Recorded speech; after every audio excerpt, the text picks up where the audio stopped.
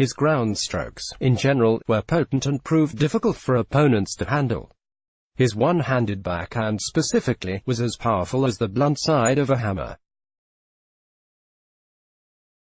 And that fire in his belly, a desire that sometimes burned fiercely for years, fueled Nicolas Almagro on the court while lighting up fans in the stands.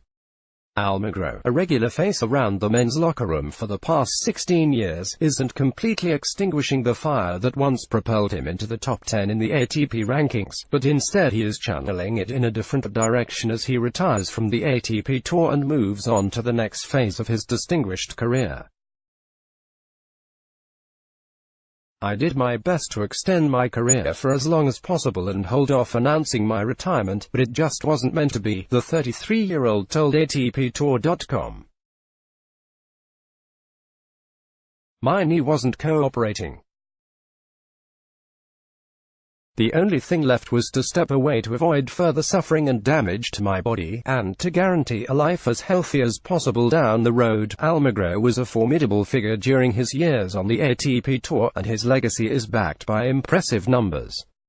A career-high number 9 ranking in May 2011, the Spaniard earned 13 ATP titles and won nearly 400 professional matches during his career.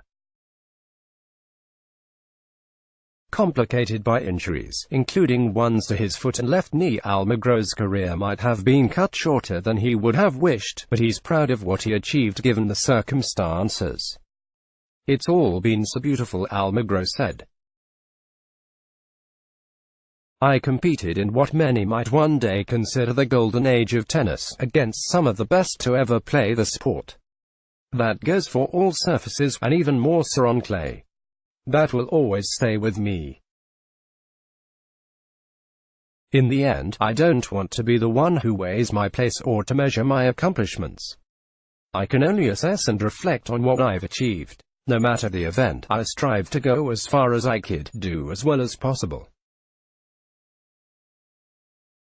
Could I have won more? Maybe. Less. I think that's possible, too.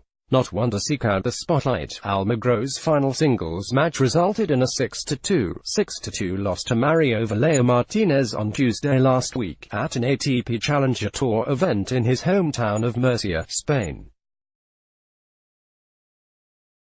It's the kind of send-off the classy Almagro wanted, without a multi-city farewell tour, but in front of an audience of those close to him and who saw him develop as a player. "The farewell in Murcia was special to me," Almagro acknowledged. "I was aware that I could not compete at the same level and fight on the same terms with my opponents as I once was able. In the end, what I wanted was to play one last time, accompanied by my family and my friends, surrounded by the people who have supported and loved me for so many years. The result of that match was the least important. The main thing was to be able to dedicate some final shots to all the people who have believed in me and who have supported me. I want that to stay with me, with a long list of victories to look back on." Some of Almagro's most memorable matches came at Grand Slam championships, where he was a 4-time quarter-finalist, including 3 occasions on clay at Roland Garros in 2008, 2010 and 2012. With a career that extensive, it's hard for Almagro to highlight specific moments in time. He'd rather appreciate the enjoyment that came with the journey. "I've been lucky to win 13 titles and play another 10 finals," Almagro said. "Choosing just one moment would be to exclude a bunch of other moments. Picking one title I won over the other 12 wouldn't be doing them justice. Looking at it, that would be crazy, so I don't. In the end, the sum of those moments is worth more than if you were to add them one by one. How, then, does the Spaniard want to be remembered? I hope you remember me as a fighter, one with a huge heart who wanted to have fun every time he stepped onto the court, but was always ready for a tough battle," Almagro said. "I know people say I have a peculiar personality and I can't argue that, but those who know me on a personal level, off the court, can tell you that I'm very sincere. I say what I think, and that sometimes play mind games, even within my own mind. I know everyone has their opinion about that, but what matters is that I stay true to myself. Almagro was involved in numerous memorable clashes against the sport's finest players over the years, matches that were thrilling to the fans and grueling to the Spaniard and his opponents. Two adversaries immediately come to his mind.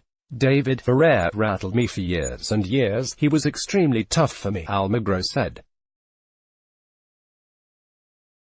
But probably the toughest foe I faced was Roger Federer. He was a player who seemed, at times, susceptible to my attacks, but at the same time, he appeared unbeatable. It was incredible to share the court with him because, in my opinion, he's the best ever to play the sport.